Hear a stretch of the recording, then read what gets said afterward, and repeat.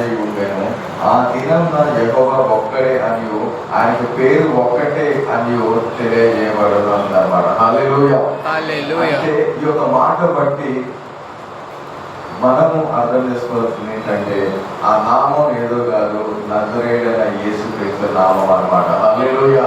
అందుకే అన్ని నామముల కన్నా పైనామము ఆ యేసు నామం అని చెప్పబడింది అన్నమాట. హల్లెలూయా. అందుకే నువ్వు 1000 స్తుతులు కాదు, 1,000 స్తుతులు చెప్పినా కానీ యేసు నామం కలిగి ఉండడం అనేది శ్రేష్టమైన విషయం అన్నమాట. హల్లెలూయా.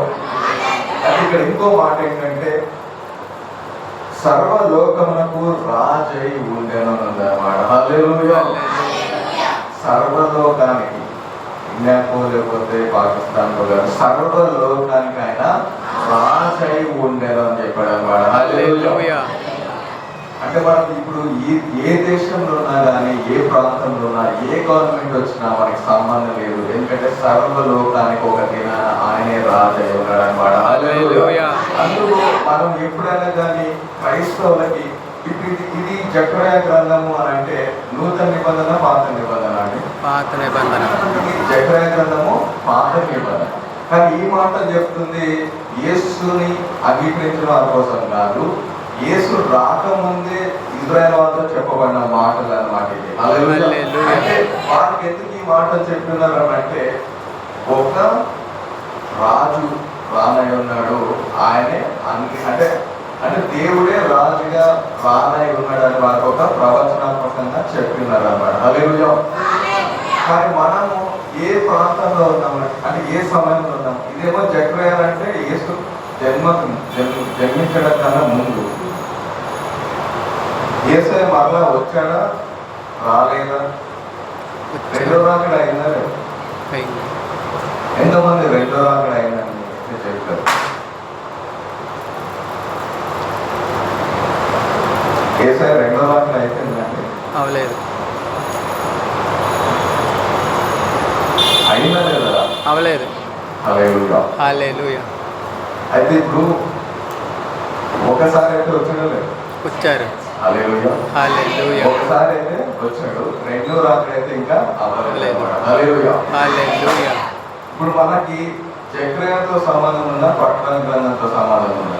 జకర్యాతో. హల్లెలూయా. ప్రకటన గ్రంథంతో మనకి సంబంధం ఉన్నది. అంటే ఈ యొక్క గ్రంథం ఏమో యేసు ప్రభువు రాకమున్నదే అంతం ఎట్లా ఉంటుందో రాయబడ్డది అన్నమాట. హల్లెలూయా. మనకి కూడా క్రైస్తవులుగా మనం ఏ సమయంలో ఉన్నామనంటే ఈ మాట కన్నా ముందు సమయంలో మనం ఉన్నామన్నమాట. హల్లెలూయా. రాయబడిన మాట ఏంటంటే యెహోవా సర్వలోకమునకి రాజై ఉండెను. ఆ దినమున యెహోవా ఒక్కడే అనియు ఆయనకు పేరు ఒక్కటే అని తెలియజేయబడింది అన్నమాట. హల్లెలూయా. ఈ భూమి మొత్తానికి క్రైస్తవులైతే మనము ఆయన రాజుగానే నమ్ముతాము, రాజులకి రాజు, ప్రభుకి ప్రభుగానే మనము నమ్ముతాము. కానీ ఈ యొక్క మాట మాత్రం ఇంకనూ నెరవేర్చబడలేదు అన్నమాట. హల్లెలూయా. భూమి అందు ఇంకనూ ఫిజికల్ గా నెరవేర్చబడలేదు, కానీ ఇది ఖచ్చితంగా జరుగుతుంది అన్నమాట. హల్లెలూయా. హల్లెలూయా. ఇంకో మాట మనం చూసుకుందాము. జకర్యా 9:14 ఒకసారి చూద్దామా?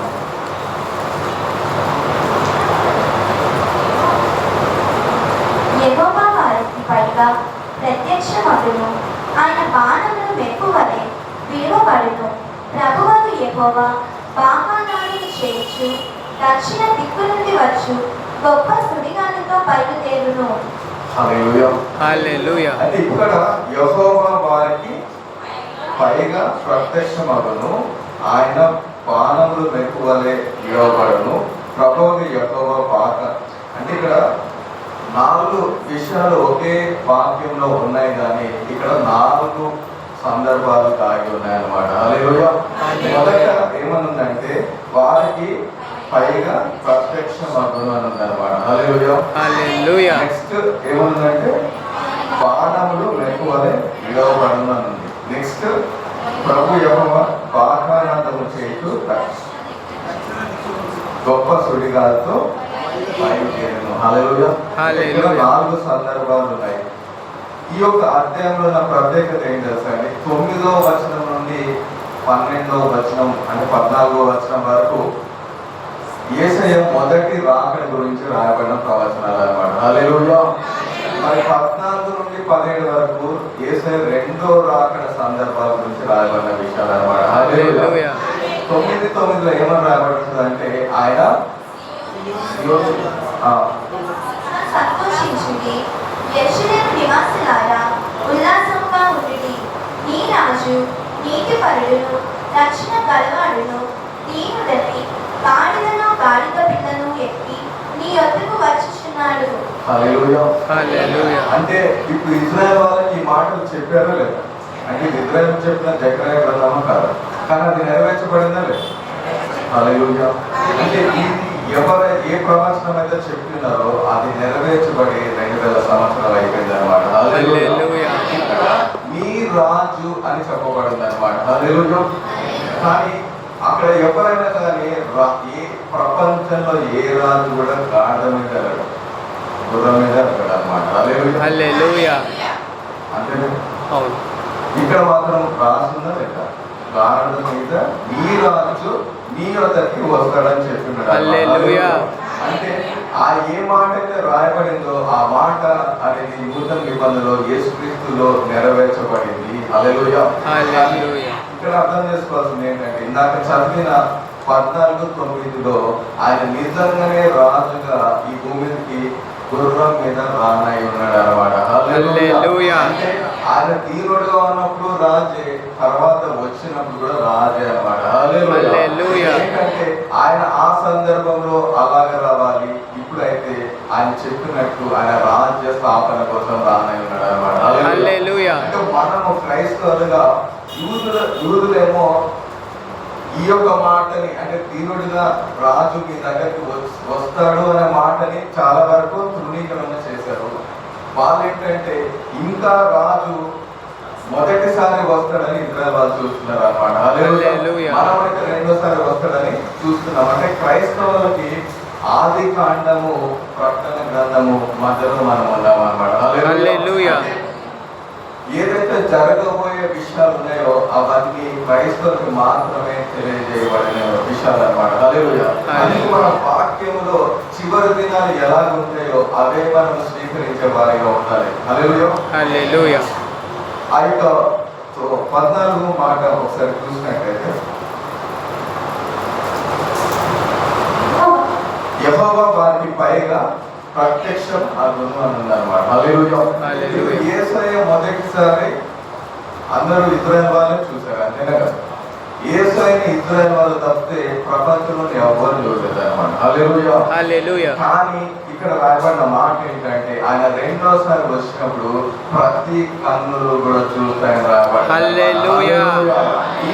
ఆయనని సిలువ వేసి పొడిచిన వాళ్ళు కూడా చూస్తారని ప్రకటన 1:7 రాయబడిన ఒకసారి మాట చూద్దామండి.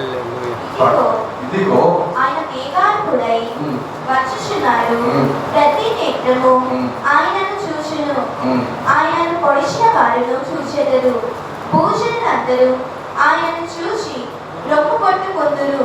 అవును ఆమేన్. హల్లెలూయా. హల్లెలూయా. ఏముందండి? అవును ఆమేన్. ఇదిగో ఆయన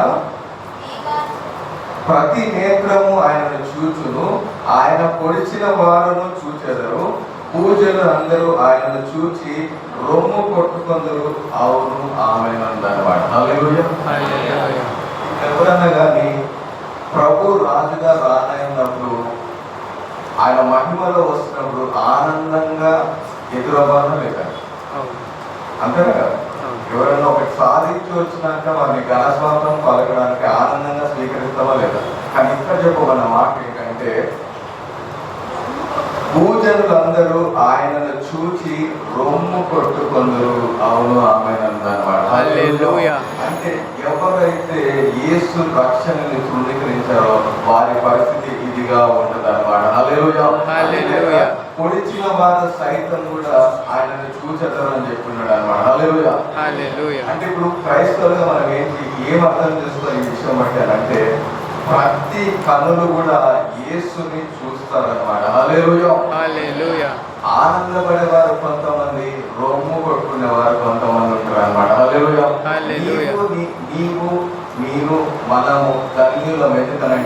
మనము ఆయన్ని రక్షణని గ్రహించాము, ఆయన రక్తంలో కడగబడున్నాం అన్నమాట. హల్లెలూయా. హల్లెలూయా. ఆయన మహిమని ఎదుర్కోవాలంటే ఆయన రక్తంలో కడగబడితేనే సాధ్యమవుతుంది అన్నమాట. హల్లెలూయా. 2వ అధ్యాయంలో చెప్పబడిన మాట ఏంటి తెలుసా అండి? ఆయన మహిమతో రానున్నప్పుడంట ఆయనని ఎదుర్కోలేక, చాలాసార్లు చెప్పిన మాట, ఆయన మహిమని ఎదుర్కోలేక మరి ఎక్కడ దాక్కోవాలని చూస్తారని రాయబడింది తెలుసా అండి? ఇప్పుడు కొండల్లో మీరు ఎప్పుడన్నా చిన్న చిన్న గీతలు ఉండడం చూసారు? చూసాం. ఏమన్నా కొండలు కానీ ఉన్నాయి. కొండలో చిన్న చిన్న గీతలు ఉంటాం. గీతలు ఏంటంటే పెద్ద పెద్ద సందులు కాదు, చిన్న లైట్. అంటే ఈ టైల్స్ ఉంది కదా, క్రాక్ అయింది. ఈ బౌండరీస్ అని ఒక లైన్ లాగా కనబడుతున్నాయి ఉన్నాయి కదా. ఇప్పుడు కొండల మీద అలాంటి చిన్న చిన్న లైన్స్ లాగా ఉంటాయి, కానీ చిన్న గ్యాప్ ఉంది. ఆ లైన్ లోనే గ్యాప్ ఉంది. హల్లెలూయా. అక్కడ 2వ అధ్యాయంలో రాయబడిన మాట ఏంటి తెలుసా? ఆయన రక్షణ లేని వారంట ఆయన మహిమని ఎదుర్కోలేక ఆ చిన్న బండ గీత ఉంటుందా అందులో దాక్కోవాలని వారు ప్రయాసపడతారంటండి. హల్లెలూయా. ఇక్కడ అర్థం ఏంటంటే ఆయన మహిమని ఎదుర్కోవడము యేసు రక్తంలో కడగబడిన వారికి ఒకటే సాధ్యమని ఇంకో స్థితి ఏంటంటే రొమ్ములు బాధ పొందులు. అంటే ఇజ్రాయెల్ వాళ్ళకి అన్ని చెప్పినా గానీ వారు ఒక ఏమంటారు మతములో ఉండి వారు నిజమైన రక్షకుని గ్రహించలేకపోయారు. ఇప్పుడు మనం కూడా క్రైస్తవులుగా 2000 సంవత్సరాలు చర్చి వెళ్తా ఉంది కాబట్టి మన చర్చ్ కూడా ఇజ్రాయెల్ వాళ్ళలాగే అయిపోతున్నాం అన్నమాట. హల్లెలూయా. అంటే ఏదో ఒక ప్రసంగం చెప్పుకోవాలి, 4 పాటలు పాడాలి, వెళ్ళిపోవాలి అన్నట్టు సంఘం అవుతుందని. సంఘం ఎలా ఉండాలి తెలుసా? పరిశుద్ధాత్మ దేవుడు మన మధ్య ఉన్నాడు, ఆయన ప్రభు ఒక మహిమని మనకి కనబరుస్తాడు అనే ఆటతో మనం చేసి రావాలన్నమాట. హల్లెలూయా. అసలు ఈ సంఘంకి వచ్చినప్పుడు మన ఆలోచనలన్నీ ఆ మెట్ల కిందనే వదిలేసి రావాలన్నమాట. హల్లెలూయా. నీ సమస్యలు, నీ బాధలు, నీ అవసరాలు అవన్నీ అక్కడే పడేయాలి. ఇక్కడికి వచ్చినప్పుడు యేసుని ఒక్కరిని మహిమపరిచే విధంగా మన హృదయం ఉండాలన్నమాట. హల్లెలూయా. అది ఎప్పుడు వస్తుంది తెలుసా?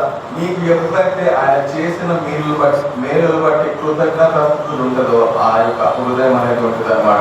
హల్లెలూయా. ఇక్కడ ప్రభు చేసిన మేలు రక్షణ అంటే ఈ యొక్క మాట బట్టి నీకు అర్థమవుతుందా లేదా? ప్రతి కన్నులు ఆయన రాకడని చూస్తాయి. హల్లెలూయా. కానీ ప్రతి కన్ను ఆ ప్రభుని చూస్తాయని రాయబడింది, కానీ ప్రతి కన్ను కూడా రక్షించబడి ఆయన రాజ్యంలో ఉంటాయని రాయబడింది అన్నమాట. అంటే ఇంకోటి మనం గ్రహించాలి, క్రైస్తవులుగా మనము జీవించడానికి బ్రతకట్లేదు, మరణించడానికి బ్రతుకుతున్నామని అర్థం చేసుకోవాలి. చాలా వ్యత్యాసం ఉన్నది.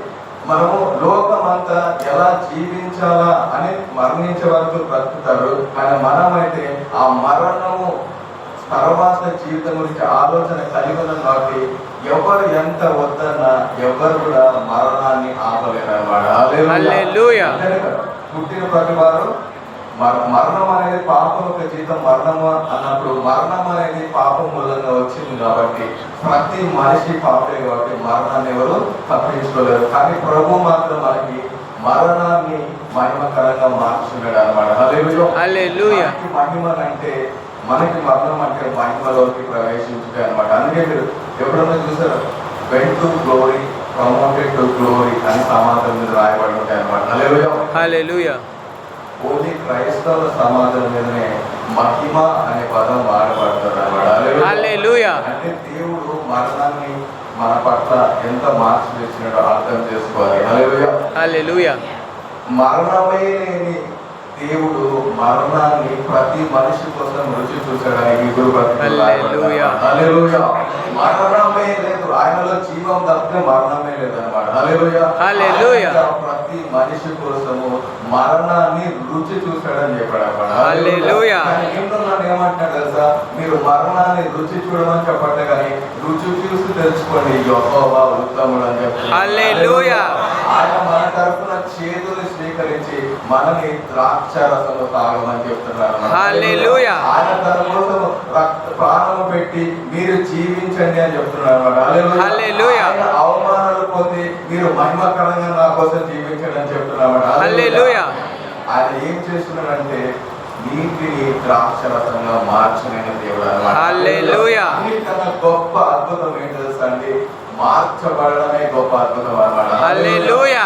చచ్చిపోయిన వారిని లేపడం పెద్ద గొప్ప కాదు, కానీ చెడ్డ వ్యక్తిని నీతిమంతుడిగా చేయడమే గొప్ప అద్భుతం అన్నమాట. హల్లెలూయా. అందుకే ఈ భూమిలో ఉన్న ప్రతి యేసు ప్రభుని ఆరాధించని ప్రతి వారికి అది సాధ్యం కాదు, కాబట్టి వారు ప్రతిదాన్ని దేవుడిగా ఎంచుకుంటారు అన్నమాట.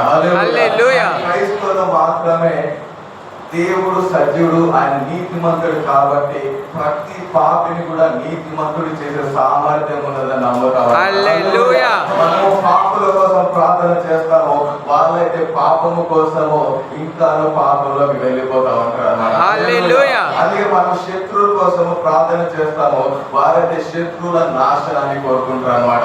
హల్లెలూయా. అందుకే నీవు నేను ఈ భూమి మీద ఉన్నప్పుడు కూడా భూమిలో ఉన్న ఈ రాజ్యములో విధానాలు ఏవి కూడా మనకు వర్తించమన్నమాట. హల్లెలూయా. ఇక్కడ చెప్పబడిన మాట ఏంటంటే, ఎవరైతే ఆయనని తృణీకరించారో వారు రొమ్ములు బాదుకుంటారు. అక్కడ ఆమేనని రాయబడిందనంటే అది ఖచ్చితంగా జరిగేదే అన్నమాట. హల్లెలూయా. చాలా విషయాల్లో మంచి వాగ్దానం ఉంటే ఆమేనని పలుకుతాము, అంతేనా కదా? కానీ ఇక్కడ రాబడిన మాట ఏం తెలుసా? ఇది ఖచ్చితంగా జరుగుతుంది, మీరు జాగ్రత్తగా ఉండండి అని అర్థం అన్నమాట. హల్లెలూయా. నెక్స్ట్ అదే 14 మాటలో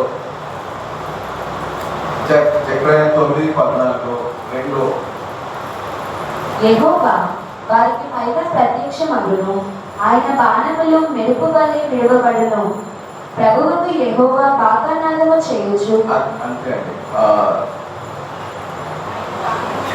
ఫస్ట్ అందులో అది ప్రత్యక్షమవును, తర్వాత వచనం తర్వాత ఆయన బాణములు మెరుపు వలె విడవబడును. ఆయన బాణములు మెరుపు వలె విడవబడును అని అంటే హల్లెలూయా. హల్లెలూయా. ఇటు ప్రభు ఒక మాట చెప్తాడు, మత్తయి సువార్త 24 ఒక మాట ఏమని చెప్తాడు అంటే, దేవుని రాకడ ఎట్లా ఉంటుందనంటే ఒక మెరుపు వలె ఉంటుందని చెప్పాడు అన్నమాట. హల్లెలూయా. హల్లెలూయా. ఇప్పుడు ఎంతమంది మెరుపుని చూశారు?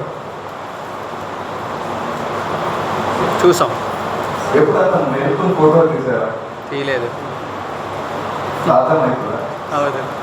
హల్లెలూయా. హల్లెలూయా. దేవుని రాకడ కూడా ఒక మెరుపు వలె ఉంటుందంటే ఎవరు గ్రహించలేరు అన్నమాట. హల్లెలూయా.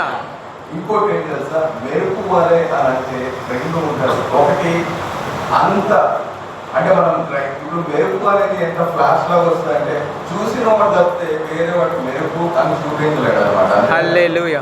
వాడు ఒక్కడే చూడగలుగుతాడు, కానీ పక్కన వాడు చెప్పే అంత ఉండదు, అంటే ఫ్లాష్ అంటారు అనమాట. అందుకే దేవుని రాకడంట ఒక మెరుపు వలె వస్తుంది అనమాట. హల్లెలూయా. ఇంకో మాట ఏముంది సార్? ఆయన స్వరము ఒక మెరుపు వలె కండ్రస్గా ఉంటుందని చెప్తున్నాడు అనమాట. హల్లెలూయా. ఇప్పుడు మనము ఈ మైక్ పెట్టుకుంటే ఇక్కడ రాకుండా పడుతుంది, కొన్ని డీజే పెడితే చెవులు పగలేలాగా ఉంటుంది. హల్లెలూయా. కానీ నీ దేవుడు నా దేవుడు ఎంత గంభీరమైన దేవుడు అంటే, ఆ ఉరుము ఒకసారి ఉరుము వచ్చినప్పుడు ప్రాంతం అంతా షేక్ అవుతుందా? అవుతుంది.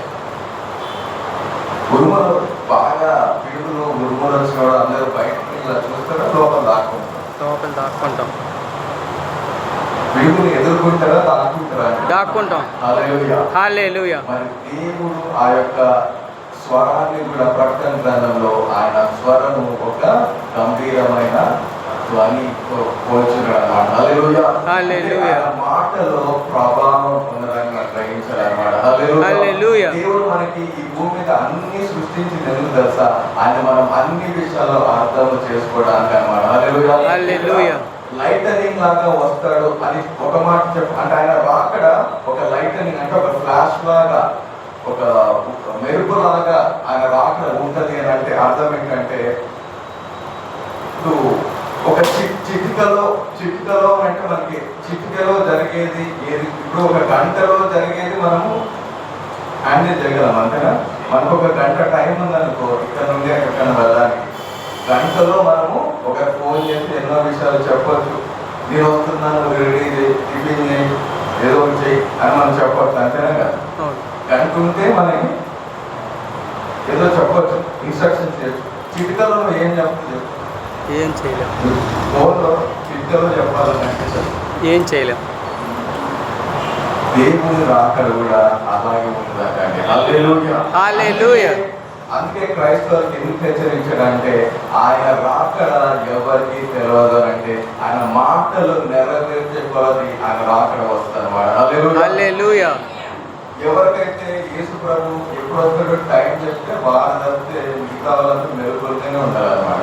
హల్లెలూయా. ఆయన రాకడ ఒక మెరుగులాగే ఉంటది. కానీ ఇదే మాటని మనం ఇంకో చోట కూడా ప్రభు మాట్లాడుతున్న మాట ఏం తెలుసా, లూకా సువార్త 10వ అధ్యాయం 19 ఒక మాట చెప్పిన మాట ప్రకారం 10వ అధ్యాయం 19 ఇదిగో పాములను తేళ్లను త్రొక్కుటకును శత్రువు బలవంతుని మీదను నీకు అధికారం అనుగ్రహించి ఉన్నాను, ఏదియు నీకెంత మాత్రమో హాని చేయదు. హల్లెలూయా. మనము ఆయన రాకడ గురించి భయపడే ప్రజలుగా ఉండదు. కానీ అక్కడ ఏమన్నారు, శత్రు బలమంతటి మీద కూడా మీకు అధికారం ఇవ్వబడింది అని చెప్పాడు అనమాట. హల్లెలూయా. ఎవరైతే ఆయన ఎదుర్కోలేని స్థితిలో ఉంటారో వారందరూ దేవుడి శత్రువులే అనమాట. హల్లెలూయా. మనకి మాత్రం ఇక్కడ చెప్పబడిన మాట ఏంటంటే శత్రు బలమంతటి మీద కూడా మీకు అధికారం ఇచ్చున్నా అని చెప్పాడు అనమాట. హల్లెలూయా. హల్లెలూయా. మన శత్రువు అనగానే మనకి ఏ శత్రువు అని ఆలోచన చేసుకోవడం కాదు. లైక్ స్కూల్లో ఉంటారు, కాలేజీలో ఉంటారు, ఎక్కడ ఉంటారు, చర్చిలో కూడా ఉంటారు కొంతమంది శత్రువు. హల్లెలూయా. ఇక్కడ ఎవరు తెలుసా, ప్రభుకి ఏ సాతానైతే ఆయన సృష్టిని శత్రువులుగా చేసిందో వాడి మీద మనకి అధికారం ఉందని చెప్తున్నాము. హల్లెలూయా. శత్రు బలమంతట అంటే ఇక్కడ సాతాను బలమంతటి మీద నీకు అధికారం ఇవ్వబడింది అని చెప్పినాడు అన్నమాట. హల్లెలూయా.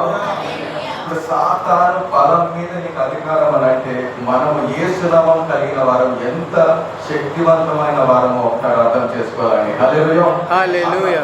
ముందు అదే 19 ముందు ఒకసారి చూద్దాం. ఆయన సాతాను మెరుపు వలె ఆకాశం నుండి పడుట చూచితిని. అది ఎన్నో వచ్చినామండి 18 కదా. మరొకసారి ఆయన సాతాను మెరుపు వలె ఆకాశం నుండి పడుట చూచితిని అని చెప్పాడు అనమాట. హల్లెలూయా. ఇందాక ప్రభు ఏమని చెప్తున్నాడు, ఒక మెరుపు వలె నేను వస్తానని చెప్తున్నాడు. సాతాను కూడా అంట మెరుపు వలె పడిపోను చెప్తున్నాడు అన్నమాట. హల్లెలూయా. మరి ఎట్లా పడిపోతాడు, మెరుపు వల్ల ఎలా పడిపోతాడు? ఎందుకంటే మనకి దేవుడు సాతాను మీద అధికారం ఇవ్వనన్నాడు కాబట్టి. హల్లెలూయా. అందుకే ఆ 14లో చెప్పబడిన ఆ మాట చూద్దాం ఒకసారి. 14లో చెప్పబడిన మాట, యెహోవా వారికి పైగా ప్రత్యక్షమగును, ఆయన బాణములు మెరుపు వలె విడువబడును. ఆయన బాణములు మెరుపు వలె విడవబడును అని చెప్పాడు అన్నమాట. హల్లెలూయా. హల్లెలూయా. బాణం ఎవరో కాదు, యేసుని అంగీకరించిన ప్రతి వారు అన్నమాట. హల్లెలూయా. బాణములు మెరుపు వలె విడవబడును అని చెప్పినాడు. హల్లెలూయా. హల్లెలూయా. ప్రభువుకు యెహోవా బాకానాదము చేయుచు దక్షిణ దిక్కు నుండి వచ్చు గొప్ప సుడిగాలితో బయలుదేరును. హల్లెలూయా. హల్లెలూయా. మొదట ఏముందండి, తర్వాత ఏముంది, బాకానాదము ఊదుచు. హల్లెలూయా. హల్లెలూయా. 4 సందర్భాల్లో మొదటేమో ఆయన ప్రత్యక్షపరచబడ్డాము. నెక్స్ట్ ఏంటంటే మెరుపు వలె మనము విడబడతాము. థర్డ్ పార్ట్ ఏంటంటే బాక ఊదడం అని అంటే ప్రభు రానప్పుడు ఏముందండి, ఊర ఊదుతారా లేదు, ఊర ఊదుతారా లేదా, తెస్సలోనికలో ఉందా లేదా.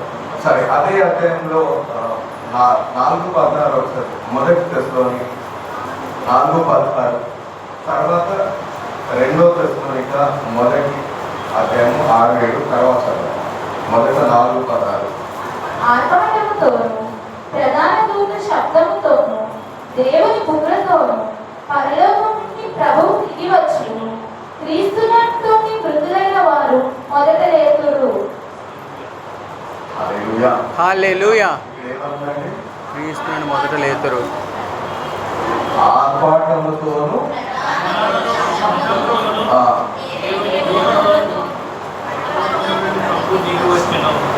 నెక్స్ట్ క్రీస్తునందు మృతి చెందిన వారు మొదట లేతురు అని చెప్తున్నాడు అన్నమాట. హల్లెలూయా. హల్లెలూయా. ఇక్కడ క్రైస్తవంలో ఇంపార్టెంట్ థింగ్ ఏం తెలుసండి? ఒకటి మరణం, ప్రభుని రక్షకుడుగా అంగీకరించి మరణం. సరే, సెకండ్ పాయింట్ ఏంటంటే ఏదైనా దేవుడు బైబిల్ అంతా మనం పరిశీలన చేస్తే ఆయన ఏమి తర్వాత మనకి ఏదైతే నూతన యెరూషలేమో దేవుని శాశ్వతమైన రాజ్యంలో ఏ విషయాలైతే ఉన్నాయో అవన్నీ కూడా ఆది కాండం నుండి కొంచెం మనకి చూపించుకుంటూ వచ్చాడు అనమాట. హల్లెలూయా. ఎగ్జాంపుల్ ఏంటంటే ఆయన మరలా మరణం నుండి లేస్తాడు అనే దానికి ఒక సూచనగా ఏమి మనం చూడగలమంటే లాజరు మరణించి 4 రోజులు కులిపోయిన తర్వాత కూడా ఆయన బయటకి వచ్చున్నాడు అనమాట. హల్లెలూయా. హల్లెలూయా. ఇంకోటి ఆయన మరలా పైకి ఆరోహణమై వెళ్ళి ఉన్నాడు, అది కూడా చూసారో లేదండి? హల్లెలూయా. మరి దానికి సూచన కూడా ఏరియా ఈనోకు ముందుగానే పైకి వెళ్ళారో లేదండి? హల్లెలూయా. హల్లెలూయా. అంటే యేసు కన్నా ముందే అట్లా రాప్చర్ అయి వెళ్ళిన వాళ్ళు ఉన్నారు అన్నమాట. హల్లెలూయా. హల్లెలూయా. ఇప్పుడు నెక్స్ట్ ఇంకో విషయం ఏంటంటే యేసు ఏబేలు రక్తం అనేది చిందించబడింది, అంతేనా? ఏబేలు రక్తము చిందించబడింది. అప్పుడు మన హెబ్రూ పత్రికలో రాయబడిన మాట ఏంటంటే ఆయన రక్తము మీ నిర్దోషమైన రక్తము రాయబడింది అన్నమాట. హల్లెలూయా. హల్లెలూయా. నిర్దోషమైన రక్తం. కానీ తర్వాత అక్కడ రాయబడిన మాట ఏంటంటే యేసుక్రీస్తు వారి రక్తము ఏబేలు రక్తం కన్నా శ్రేష్టమైనది చెప్తున్నాడు అన్నమాట. హల్లెలూయా. ఆ వాగ్దానముల కన్నా మీకు గొప్ప వాగ్దానాలు ఉన్నాయని చెప్తున్నాడు అన్నమాట. హల్లెలూయా. అంటే మనము పాత నిబంధనలో ప్రతి మనిషి కూడా ఏబేలు రక్తం వల్లనే కొంతమంది దేవుడు వదిలేశాడు అన్నమాట. హల్లెలూయా. ఇక్కడ కొత్త నిబంధనలో యేసు రక్తం వల్ల ఎవరైతే అంగీకరించారో వారందరినీ దేవుడు ఉగ్రత నుంచి తప్పించుకున్నాడు అన్నమాట. హల్లెలూయా. అందుకే ఇక్కడ దేవుడు ఏదైనా చెప్పిన ఒక మాట ఆయన ముందుగానే కొన్ని సూచనలుగా చెప్తున్నాడు అన్నమాట. హల్లెలూయా. ఆయన రానే ఉన్నాడు, మొదట మృతులు లేస్తారని. 2 దశలోనిక 1:6 ఒకసారి చూద్దామని.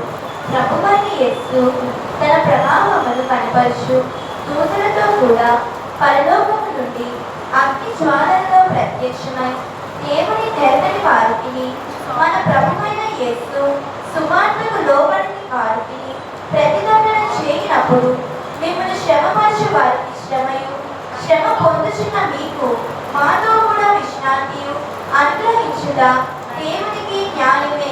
హల్లెలూయా. హల్లెలూయా. ఈ మాటలు ఒకసారి పరిశీలన చేయాలండి, చాలా ప్రాముఖ్యమైనది. 6వ వచనం మరొకసారి. ప్రభువైన యేసు తన ప్రభావమును కనపరచు ప్రభు అయిన యేసు తన ప్రభావాన్ని కనబరచు దూతలతో కూడా పరలోకం నుండి అగ్ని జ్వాలలలో ప్రత్యక్షమైన అంటున్నాడు. హల్లెలూయా. హల్లెలూయా. ప్రత్యక్షమైన అగ్ని జ్వాలలో. హల్లెలూయా. హల్లెలూయా. దేవుని ఎరుగని వారికి దేవుని ఎరుగని వారికి మన ప్రభు అయిన యేసు సువార్తకు లోబడని వారికి ప్రతిదండన చేయనప్పుడు మిమ్మల్ని శ్రమపరచు వారికి శ్రమయు శ్రమ పొందుచున్న మీకు మాతో కూడా విశ్రాంతియు అనుగ్రహించుట దేవునికి న్యాయమే. ఆమేన్. హల్లెలూయా. మనము ఏ శ్రమ నుండి తప్పించబడ్డాం ఈ మాట చూస్తే అర్థమవుతాయండి. హల్లెలూయా. హల్లెలూయా. ఏముందంటే మిమ్మును శ్రమపరిచే వారికి శ్రమయు అన్నమాట. హల్లెలూయా. హల్లెలూయా. శ్రమ పొందుచున్న మీకు దాని ముందే దేవుని నెరుగని వారికి మన ప్రభు అయిన యేసు సువార్తకు లోబడని వారికి అని చెప్పాడు అన్నమాట. హల్లెలూయా. హల్లెలూయా. సువార్తకి లోబడిన వారికి తర్వాత ఏమవుతుంది? ప్రతిదండన చేయనప్పుడు మిమ్మల్ని శ్రమపరచు వారికి శ్రమయు, శ్రమ పొందుచున్న మీకు మాతో కూడా విశ్రాంతి. హల్లెలూయా.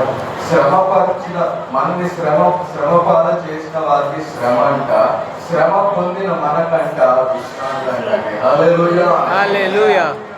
శ్రమ అనేది మనకి విశ్రాంతిలోకి తీసుకున్నది, కానీ ఇతరులకు మాత్రము శ్రమ, ఎవరైతే శ్రమ పరిచారో వారికి మాత్రం ప్రతిదండన అనేది ఉన్నదని చెప్పినాడు అనమాట. హల్లెలూయా. హల్లెలూయా. అయితే ఇక్కడ హెబ్రీ పత్రిక 1:7 ఒకసారి చూద్దామని. తన దూతలను వాయువులుగాను తన సేవకులను అగ్ని జ్వాలలుగాను చేసుకున్నాడు అని తన దూతలను గురించి చెప్పుచున్నాడు గాని, తన దూతలని వాయువులుగాను తన సేవకులను అగ్ని జ్వాలలుగాను చేసుకున్నవాడు. హల్లెలూయా. హల్లెలూయా.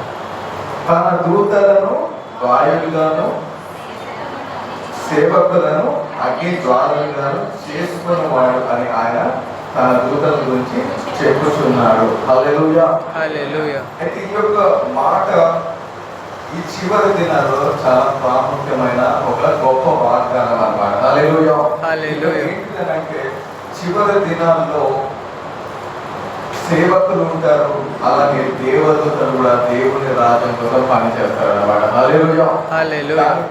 ఈ యొక్క మాట అనేది మనం ఎక్కడ చూస్తామంటే మత్తయి సువార్త 15వ అధ్యాయములో మనం చూస్తాం.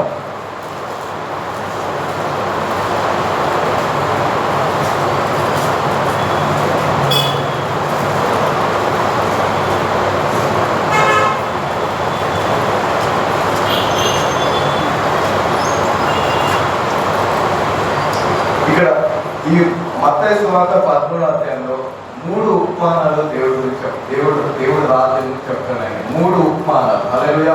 మొదట ఉపమానం ఏంటంటే 24 నుండి 30లో చూసినట్లయితే దేవుని రాజ్యం ఎలా ఉంటుందంటే ఒక పొలముని పోలి ఉన్నదన్నమాట. హల్లెలూయా. ఒక పొలముని పోలి ఉన్నది. అందులో ఆ పొలంకి సంబంధించిన ఎవరైతే నిద్రపోయినప్పుడు అంటే శత్రువు ఏం చేస్తాడంటే దాంట్లో కలుపు మొక్కలు విత్తనాలు నాటి వెళ్తాడని ఉందన్నమాట. హల్లెలూయా. ఆ పంట మొత్తం పూర్తయిన తర్వాత మరి ఆ గోధుమ పంట ఉంటుంది, ఆ కలుపు మొక్కలు ఉంటాయి. అప్పుడు అక్కడ ఉన్న వాడు ఏం చెప్తాడంటే, నువ్వు కలుపు మొక్కల్ని ప్రేమి తీయాల్సిన పని లేదు, మొత్తము సంపూర్ణంగా పంట వచ్చే వరకు ఆగము అని చెప్పాడు అన్నమాట. హల్లెలూయా. ఈ యొక్క ఉపమానాన్ని ఏం చెప్పాడంటే దేవుని అంటే ఈ యొక్క భూమి కూడా అటువంటిది అని చెప్తున్నాడు అన్నమాట. హల్లెలూయా. అంటే రక్షణ పొందిన మనము ఆ యొక్క పంటకి సంబంధించిన భాగం అయితే ఆ కలుపు మొక్కలు దేవుని సువార్తని అంగీకరించిన వారు అన్నమాట. హల్లెలూయా. అట్లాగే దేవుని సువార్తని వ్యతిరేకించిన వారుగా ఉన్నామన్నమాట. హల్లెలూయా. సరే, ఇంకో ఉపమానం ఇందులోనే ఏమనుందంటే 37 ఒకసారి చూద్దాం. అందుకైనా ఇట్లా నేను మంచి విత్తనము విత్తువాడు మనుష్య కుమారుడు. పొలము లోకము మంచి విత్తనములు రాజ్య సంపత్తులు, గురువులు దుస్థితి సంపత్తులు. హల్లెలూయా. హల్లెలూయా. మంచి విత్తనములు అంటే ఎవరి సంబంధం అంటే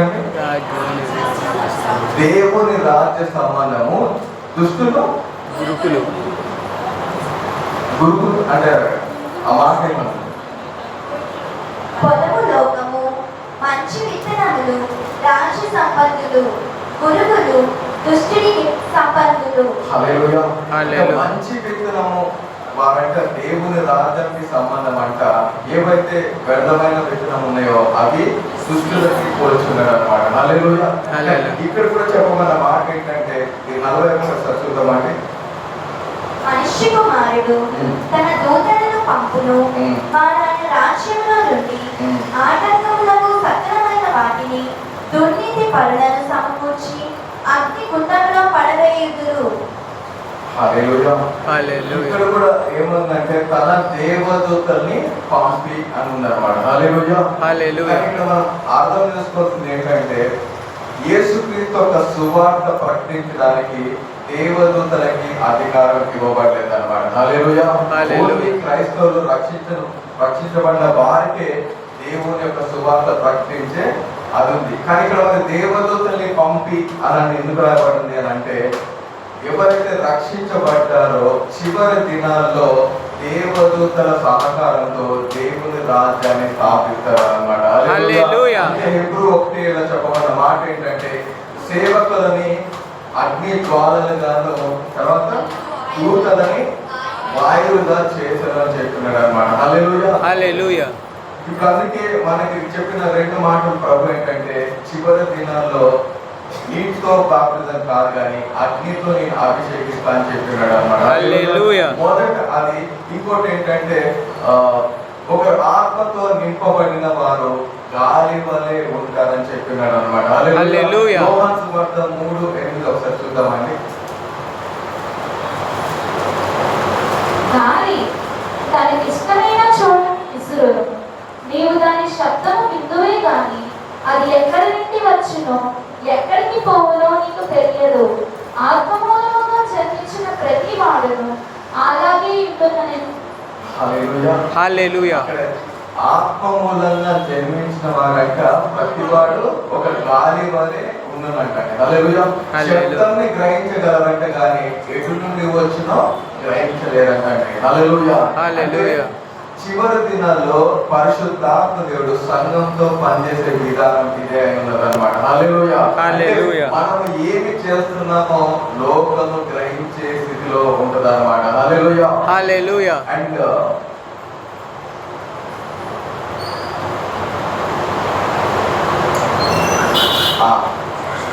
జకర్య 14:9 ఒకసారి 9:14 యెహోవా వారికి పైగా ప్రత్యక్షమగును.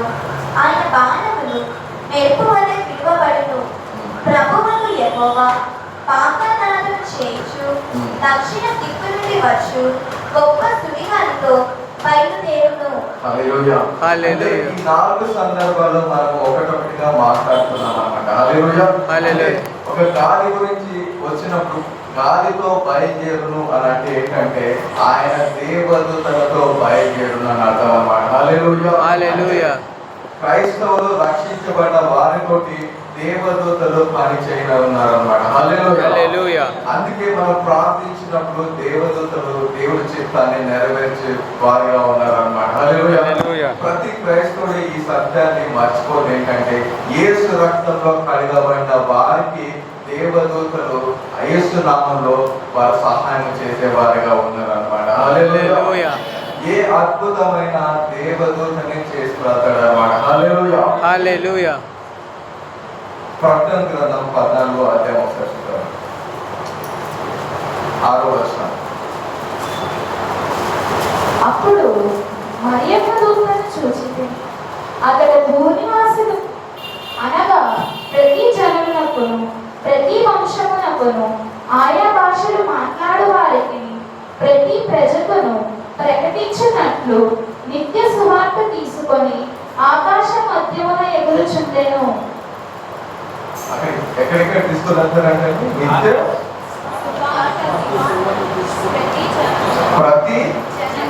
ప్రతి జనమునకు ప్రతి వంశమునకు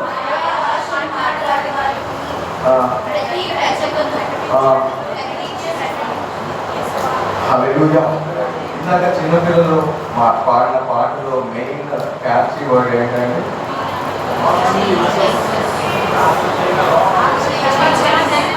వరల్డ్ చేంజర్స్ అని ఉందండి. హల్లెలూయా. మరి చివరి దినాల్లో దేవుడు కూడా క్రైస్తవుని ప్రపంచం మొత్తం కూడా తన సువార్తను ప్రకటించాలి. హల్లెలూయా. ఇక్కడ 14వ అధ్యాయం అనేది చివరిగా దేవుని యొక్క రాజ్యము ఒక పంటతో అంటే ఒక హార్వెస్ట్ లాగా ఇక్కడ ఆ యొక్క ఎగ్జాంపుల్ తో మనకి ఇవ్వబడిన మాట ప్రకారము.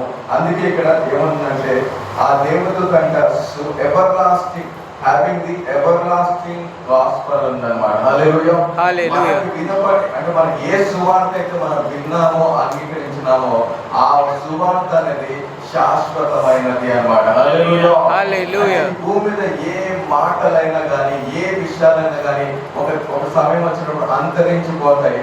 కానీ నీకు నాకు ప్రకటించబడిన సువార్త శాశ్వతమైన సువార్త అన్నమాట. హల్లెలూయా. అంటే మనకి శాశ్వతమైన ఒక డెస్టినీకి తీసుకుని వెళ్ళే సువార్త అన్నమాట. హల్లెలూయా. హల్లెలూయా. నెక్స్ట్ 8వ మాట చదువుతాం. వేరొక దూత అనగా రెండవ దూత అతని వెంబడి వచ్చి మహాద్రేకముతో కూడిన తన వ్యభిచార మద్యమును సమస్త జనములకు త్రాగించిన ఈ మహాబబులోను కూలిపోయేను అని చెప్పాను. హల్లెలూయా. హల్లెలూయా. ఎప్పుడైతే సువార్త విస్తృతంగా ఎప్పుడైతే ప్రచురించబడుతుందో నెక్స్ట్ అక్కడ ఏం జరుగుతుందంటే బబులోను కూలిపోతుంది అని చెప్పాడు అన్నమాట. హల్లెలూయా. హల్లెలూయా. బబులోను కూల్చబడడం అంటే లోకంలో ఉన్న ప్రతి వ్యవస్థలు కూడా నాశనం అయిపోవడం అన్నమాట. హల్లెలూయా. అందుకే Babylon will be fallen, Babylon will be fallen అని రాయబడింది. నెక్స్ట్ 3వ దూత ఒకసారి 9 చదువుతామని.